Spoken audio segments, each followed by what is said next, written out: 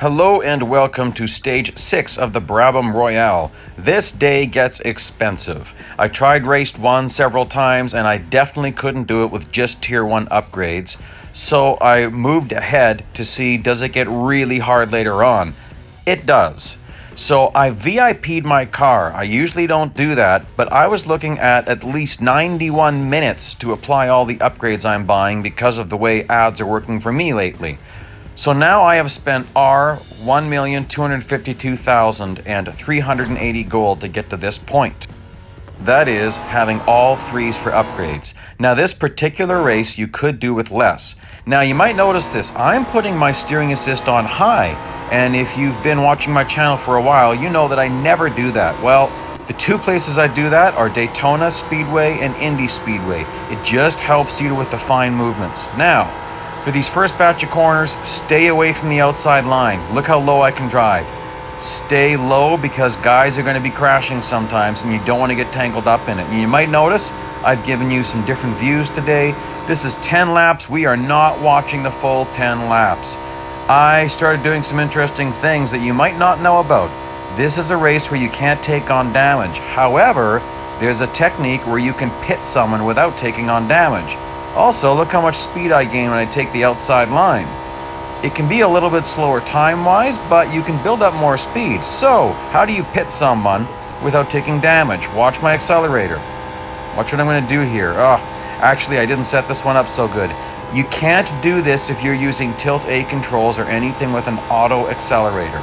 You need to have a manual accelerator, and just as you want to turn the person, you get off the accelerator and then turn him. And don't get back into the accelerator until you're totally clear. And you got to be gentle. Watch how gentle I am. And then get way down because he could bounce back. Okay, and I'm going to show you this a few more times. You wouldn't believe how many times you can get away with this without failing the stage. If you stay full throttle only one of these times, you will fail. This is a different time. He really bounced. Now, I've got a couple of Bugattis on my tail. So I'm going to set up a pit maneuver on this guy. Again, same thing. And I'm doing it again and again and again. It's a long race. Again, you could do this race with less upgrades. You can get cars to push you a little bit, but I tell you what, Michael will disappear so fast in this race. He's really fast and he can cause trouble for you. Like here he is again. It's like, man, I've taken you out a few times and look at this. Really hard to block him. But I love getting a push, and so I like doing some aggressive blocking. Now, bye-bye Michael again. And I like to see if I cause a crash, and at that time, I really caused an accident there. Of course I wouldn't do this in real life, but this isn't real life. Oh my goodness. I think that's $1.5 million into the wall. And let's do it again. So again, you're not allowed to take any damage in this race. You can see it works. And then I'm going to make sure I have a tight finish.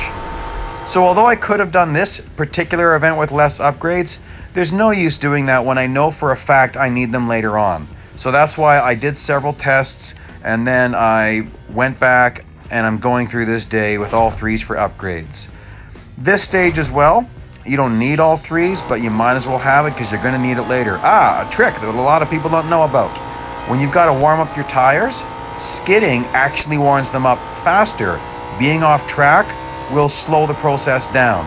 So I'm going to throw it into a skid here. This isn't off track, by the way. That dark gray is now off track. But you'll find out when you try this that your tires are not going to be as warmed up as mine are at the same point, unless you do what I'm doing. You don't have to do this, but I kind of like to have that traction fast because they're not sliding around, so they're supposed to be worse off than me, according to the race description. It's stated that everyone has hard tires, so I should have quite an advantage if I get extra grip early, like this. And look how bad that Aston Martin is. I mean, that wasn't a very good drift on my part, but I certainly drifted past him. And drift this a little bit more, and there you go. I've already got 53, 54, 55% tires. And coming up here, I've got a Koenigsegg and a Porsche 911 RS2, what is it now? It's a Club Sport anyways. There's an LTS event coming up for that one later on. And he apparently got into the brakes, which kind of surprises me. And there's Michael again, and Michael can really drive this this Ferrari FXXK Evo. He knows how to push that thing, but there's certain corners that the bots never take very well on a lot of tracks, and that's where you can make up your time. Again, this is possible with less upgrades, but I didn't want to really do that after I already figured out that I need them. So I spent an awful lot of time trying to figure out my upgrade path.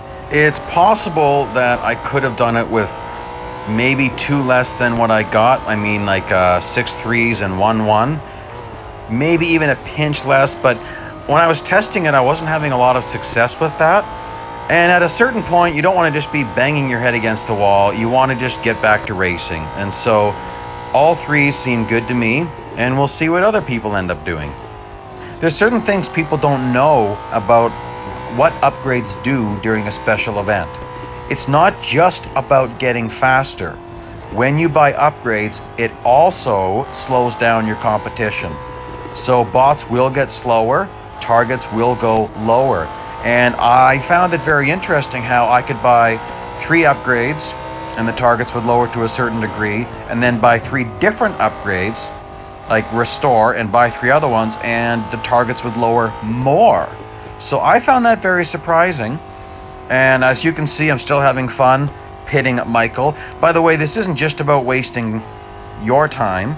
If I drag out the race a little bit, that should keep the bots, that should keep the bots slower going forward. So that's why sometimes you want to increase the race time, because it can make things a little bit simpler. And then you do something a little bit silly and you get a big head of steam. Michael's coming there, that's pretty fast, so I'll pit him. And does he take out those guys? Oh boy, I'm all over the place. You know what? Let's take the pit road. Norm looks kind of slow. I'm going to take the pit lane. Now, this isn't easy. This is definitely off track. Look at my tires degrade.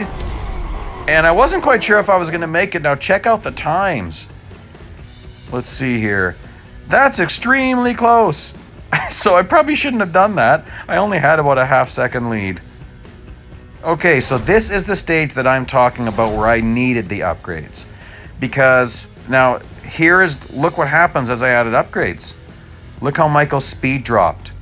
And I tested that many different ways. It's very interesting. So hitting speed on this stage isn't easy. There's not enough time for you to drive back quite a ways and then drive forwards again. There is more than enough time to get this done, but you've got to kind of hit it all pretty good. Now, there's definitely no off track allowed in this stage. If you see me driving somewhere and you think it's off track, it's not, because if it was, you would instantly fail. I would instantly fail. Now, again, like I've said a couple of times maybe, this might have been possible with some less upgrades. However, I wasn't having a lot of success with it, and I was testing a lot of stages, and I wanted to just get back to racing at a certain point. And this was working good for me. So in this first one here, I'm going to stay low because I'm just wanting to save time. I tried taking this on the high line a few times and plowing into this wall. Sometimes I'd fail, sometimes I'd bounce off the wall. Regardless, I wouldn't hit enough speed. And then here's where I could have made maybe some more speed, is going through that bus stop. Now I take the outside line.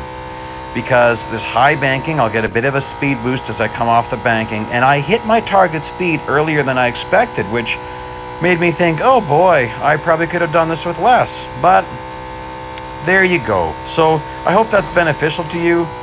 Oof, clipped the wall a little bit. Glad I didn't go off track right at the end. That was way too close. Could have failed it there. But that worked. Successful pass. And we get on to the next stage. Looks like Ahmed has some sort of a strange event for us. Let's see. All right, so I'll give you a visual to help you better understand what this is requiring of us, because I don't think we've ever had this before. So once that green light drops, okay, so you have to be in either first, third, fifth, seventh, etc. at the beginning of every lap. Don't be in second, fourth, sixth, eighth, 10th. So if you're in second place, heading to the start-finish line, and you can't get first, you have to drop back to third. Now, of course, what I want to do is, I don't want to do that. I just want to get into first as fast as possible. And I've only got 2 more cars in front of me. Shouldn't be too hard. Although, like I've been saying, Michael can really drive his Ferrari FXXK Evo. So you got to catch him at the right points. Like, I know for sure they always take this corner wrong. They brake too early. See how wide you can go here? You can go way over there, and that's not off track. You got to take advantage of those things.